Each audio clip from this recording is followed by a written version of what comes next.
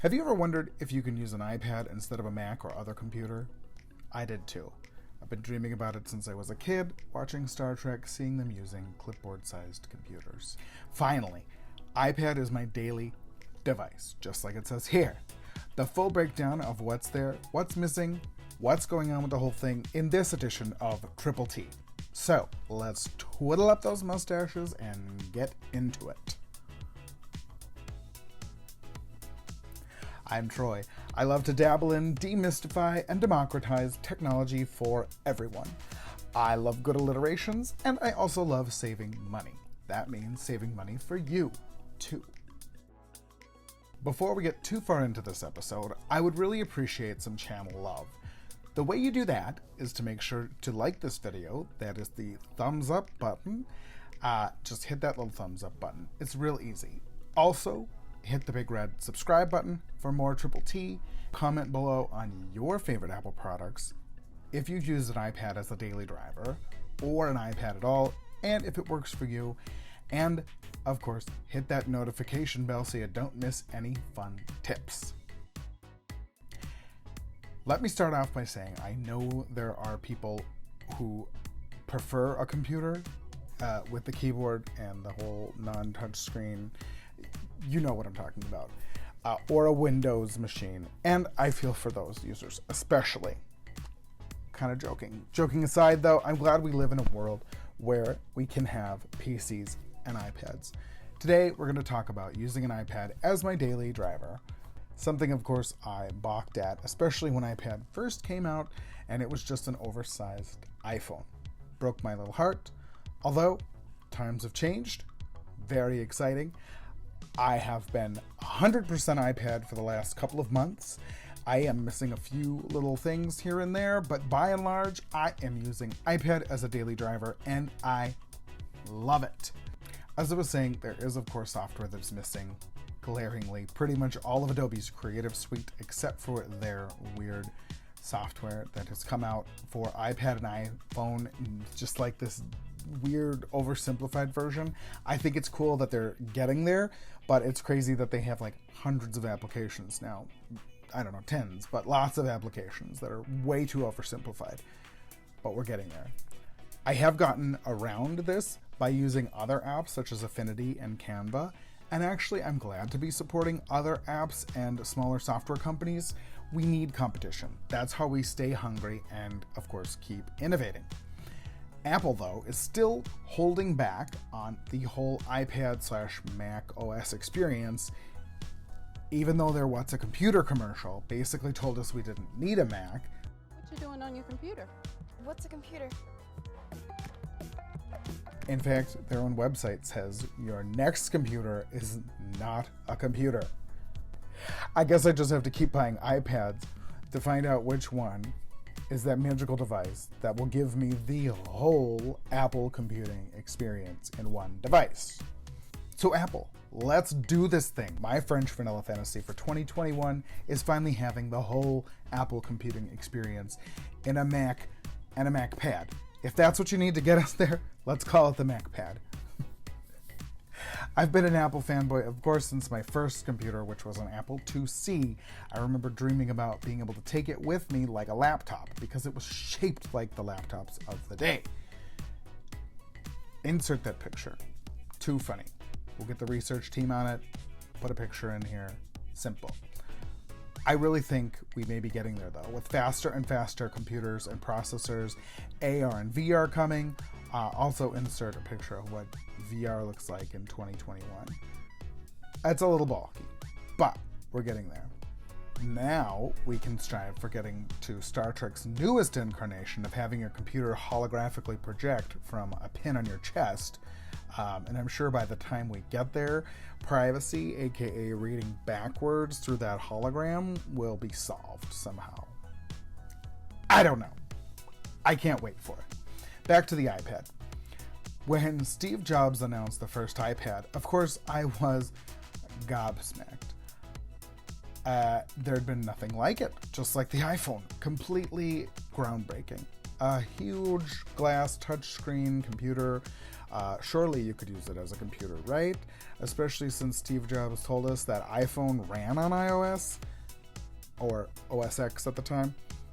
In hindsight, I'm sure he was ahead of his time, and we just needed to wait for technology to catch up to his ideas. I have read that he didn't want the iPad to replace the Mac.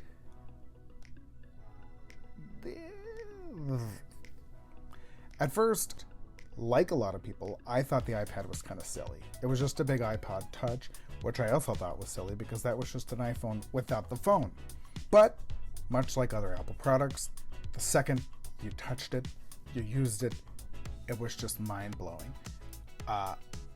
Finally, this computer that was like the Star Trek ones. And of course, my niece, who was born the same year as the iPad, was learning to use the iPad as a 1 or 2 year old and flinging birds at angry pigs, even if she was flinging them the wrong way to start with. That was her Apple IIc. Whoa. Mind blown. Fast forward to 2020, and if anything good came out of 2020, it really was iPad OS being released. Finally, 10 years later, I'm able to say that I can use the iPad as my daily driver. Trying to hold that up, I don't know. iPad OS did come out in late 2019, but really started to shine in 2020 and 2021. I'm finally glad that Apple brought out this OS, and of course that it is so compatible with other iPads too, for the most part. More on that. My mom, who has been using a Mac Mini since 2012, was due for an upgrade. Gotta hand it to Apple. They know how to make hardware that lasts. She had an iPad 3, but of course that wasn't going to work since iPad OS does not run on iPad 3, Mini 3. Gotta hand it to Apple. They also know how to plan obsolescence pretty well too, sadly. Seriously though, I do have to hand it to Apple. All of their portable technology and portable computing devices are just so amazing.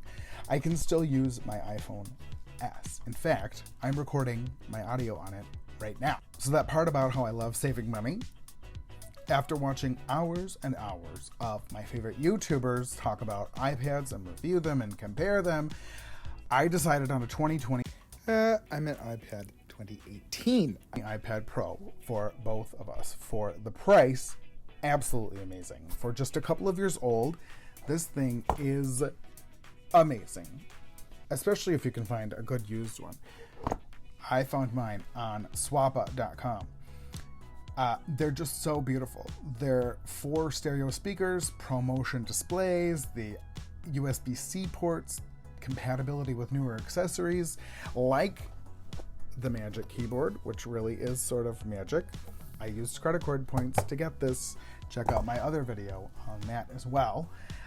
It is just so cool. Also being able to just use a USB-C hub to plug in your old mouse and keyboard, amazing. So my mom is also using her tablet as her sole computing device, which I love because you can use it as everything, all in one. You can even make phone calls from it. There has been a bit of a learning curve, and it's been great for both of us. And of course, sharing that with you two is my other passion. So if there's any questions, please let me know below, and I will do my best to answer them and help you out. I love the portability, of course, that you can take your iPad anywhere, and you can use it in way more ways than you could use a MacBook. In fact, I tried to go back to a MacBook, and I found it extremely frustrating not being able to use my finger on the screen. Everything in my life is touchscreen. My phone, my car, my watch, my other phone, my TV remote, my air fryer, my stove. You get the idea. I've been able to move everything to iPad for daily use. Email, surfing, and of course the stuff that you can't do on an iPad, like drawing, doodling, filling out forms. Awesome. Starting this YouTube channel, I've been able to do that completely on iOS devices and iPad OS devices. I am checking out LumaFusion though, as of course the iPad version of iMovie does not even have a timeline in it, so there are some weird things, but that's coming. Oh, and the ability to sync between devices. iMovie doesn't have that right now, and LumaFusion does. So, also let me know if you've used LumaFusion and if you like it. I have been watching reviews. I think it's gonna go that way, but anyway. Apple, please just make the same experience across all your devices now that everything is using the same processors. There's no more, oh, it doesn't work because it's an Intel processor in the Mac and there's an ARM processor in here, and now they're all the same processors, so just let it all be the same. That's my 2021 French vanilla fantasy. Let's have it. Speaking of Macs, I did try that M1 Mac. I was not really impressed. It could have been because it was the 8 gig RAM model, but this iPad only has 6 gigs of RAM and chews through everything I throw at it. So that's a story for another day. I love Apple Pencil. I love being able to use it as a stylus. I love being able to draw and doodle with it. Apple also introduced Scribble, which I'm not in love with yet, but it's getting there. That's the ability to write in text fields. I find it awkward to write in their tiny text fields. I feel like you should be able to write anywhere or write in a bigger field. So hopefully that's coming. Like I was saying, I do love being able to fill out forms, write notes, doodle, draw, sketch out ideas. And of course I can take notes by hand way faster than I can with a keyboard and whatever. And if I'm drawing or if I can't get something down in words that I want to draw, I can put that down. It's been great. As I've hinted throughout this video, there are some missing software. Stuff like iPhone apps should be able to run on this thing sideways so that you don't have to hold it this way and either run it full screen or bigger. Oh, as you can see, one of my favorite things is also matte finish on this thing. Screen protector. It goes on the front and back of the thing.